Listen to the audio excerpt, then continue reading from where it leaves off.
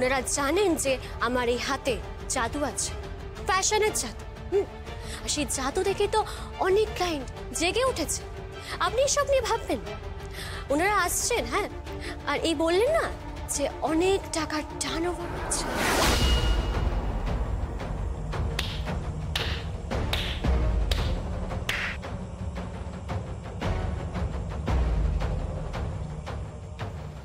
বাহ, চমৎকার। আমি কাকে দেখছি? আমার স্ত্রী জবিনাটা, সেই মেয়েটা যাকে আমি বিয়ে করেছিলাম।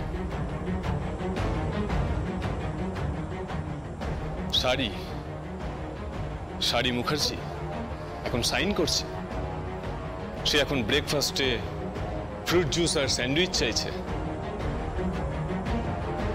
সে এখন লাঞ্চে গ্রিলড ফিশ আর স্যালাড চাইছে। তা এই ভানুমতির খেলটাকে দেখালো বলো তো? অবশ্যই আমি, অবশ্যই। ম্যাজিক স্টিকটা তো আমার কাছেই আছে। বাহ, চমৎকার। ম্যাজিক স্টিকটা তোমার হাতে আছে বলে তুমি একটা মেয়ের ভুল পাল্টে দিলে। কিন্তু ম্যাডাম শাড়ি মুখার্জি, আমি আপনাকে ভালোবেসে বিয়ে করিনি। আমি বিয়ে করেছিলাম জমিনাটার শাড়ির দাসকে, যার মধ্যে একটা গ্রামীণ সারল্য ছিল, যে একটা সহজ সরল মেয়ে ছিল, যে শাড়িতে নকশা তুলতো, বনে বাজারে ঘুরে বেড়াতো, ঝর্ণার জলে স্নান করত, সবুজ ক্ষেতের মধ্যে দিয়ে ছুটে বেড়াতো।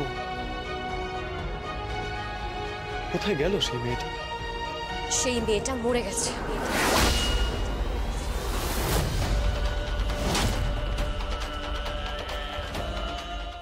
তাহলে তো তোমার সঙ্গে আমার সংসার করা সম্ভব নয়। তাই নাকি? তাহলে আমি আমার হাত দিয়ে সিঁদুরটা মুছে দিই।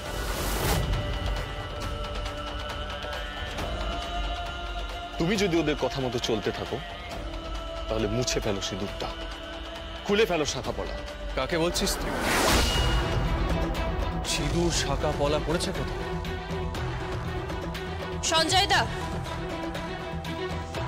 এটা নাও, এটা পরিয়ে দাও।